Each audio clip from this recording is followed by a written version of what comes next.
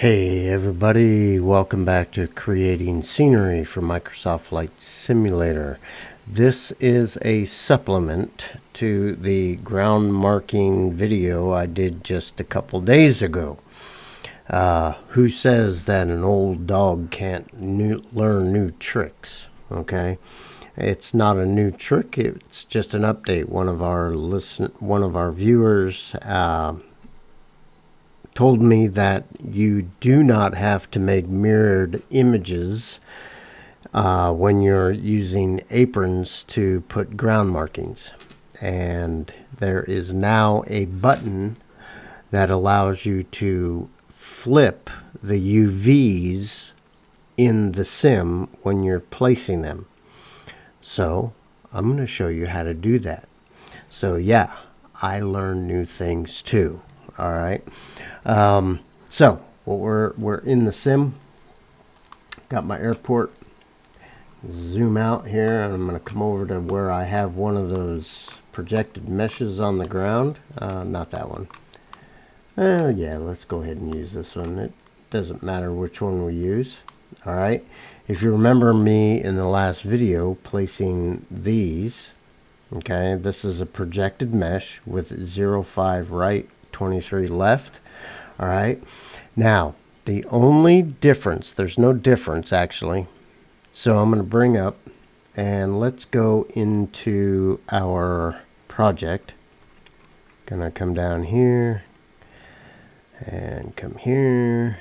Go to package sources. All right. So in the model lib folder in my textures, I have the runway designations as PNGs, and the sizes are divisible by 4.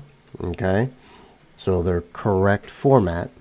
And basically what I did was I just took the 5 right and the 5 right and the 5 right 23 left, and I made copies of them and placed them in my material library textures folder.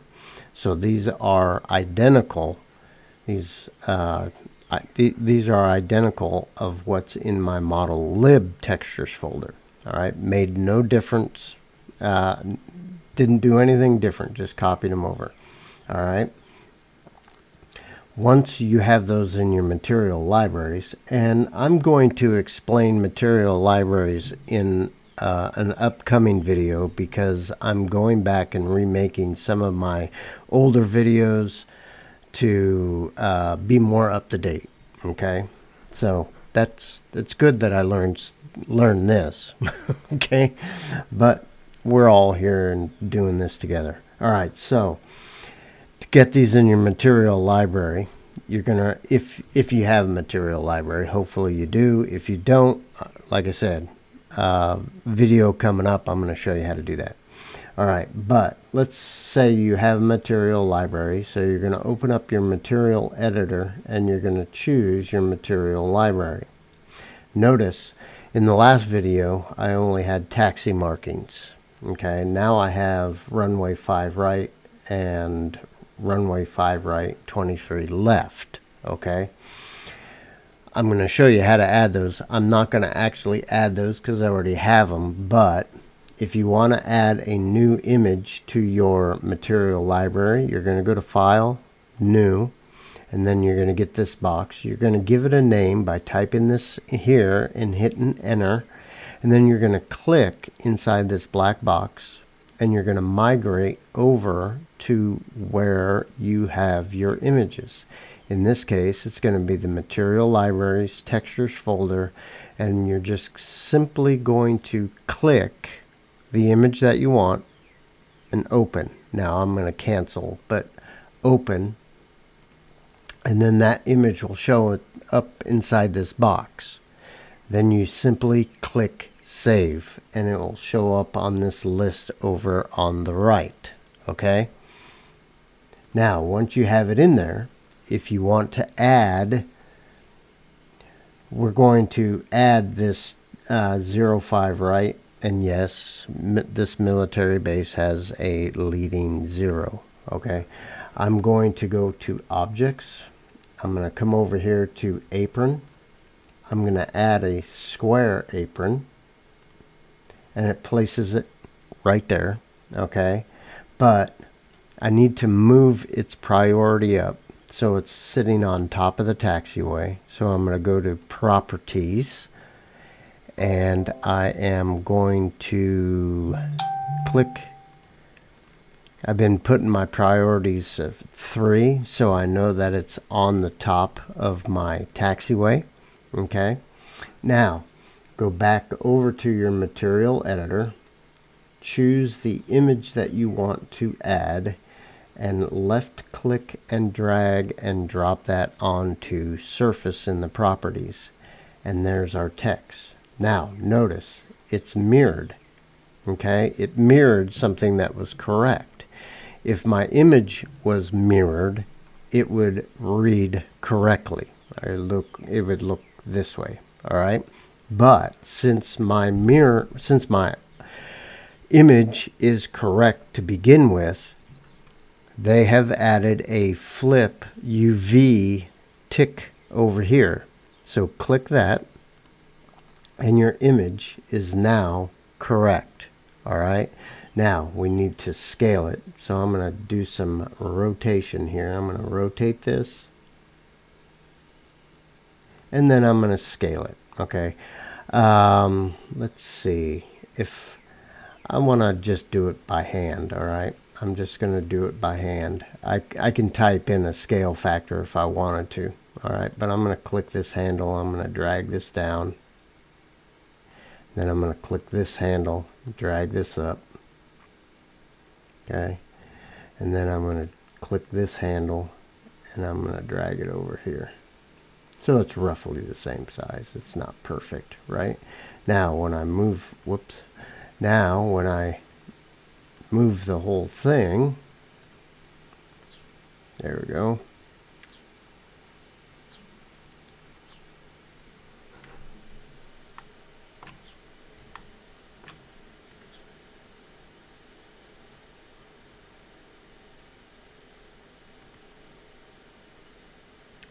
Sorry.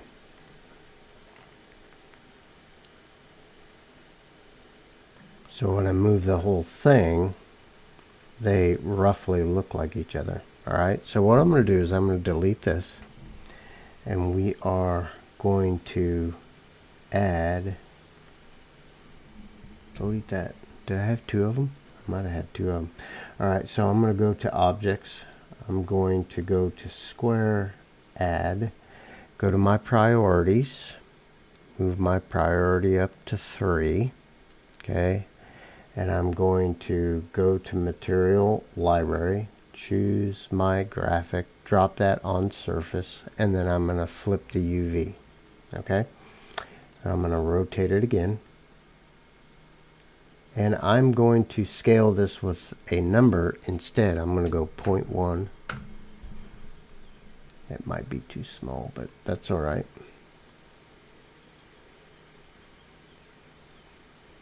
Okay, so that's the other way that you can scale with a number. Let's go 0.25. Okay. Now, the issues that I normally see with this is the difference between the apron and my image that I use as a projected mesh. With the this is not a square image, okay? For aprons, it's helpful to have a square image so your aspect ratio is correct, okay? So make the image, your image could be a like a 4096 square image that you make in Krita, GIMP, or Photoshop, but the actual artwork is not a square. All right, so you have some blank areas above and below. Okay, like if we look at this right here, this, is that the right one? if we look at this one right here, this is my projected mesh. It comes in the way that I created it in Blender using this face, okay, or this plane. All right, the aspect ratio comes in exactly how you make the model. All right, but in the scope of the apron, the apron is square.